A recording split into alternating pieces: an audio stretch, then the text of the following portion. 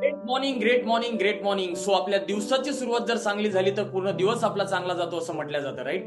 So अवघ्या 30 मिनिटांमध्ये आपला हा डेली फायनान्शियल प्रॅक्टिस सेशन सुरू होणार आहे, ज्यासाठी सगळ्यांना रेडी राहायचंय. डेली फायनान्शियल प्रॅक्टिस सेशन जो आपल्याला आपल्याकडे पैसे यावे, टिकावे, वाढावे त्यासाठी लागणारी जी मानसिकता आहे ते मानसिकता डेव्हलप करायला आपल्याला मदत करतो. म्हणून डेली फायनान्शियल प्रॅक्टिस सेशन हा रोज आपल्याला अटेंड करणं गरजेचं आहे.